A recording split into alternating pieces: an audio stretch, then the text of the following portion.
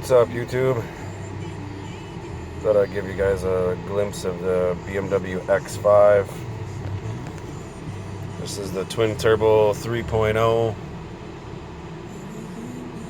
X Drive. It's got 63,000 miles on it. Lots of power, lots of buttons to play with. Very comfortable. I drove it. Wood grain accents. Power sunroof.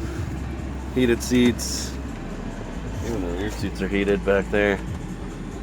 Not a lot for cargo room, but if you just have like yourself and wife and a couple kids, you're good to go. You got plenty of room in here in the back seat. Actually, when you sit back there, your knees don't hit the front seat, so you got plenty of headroom.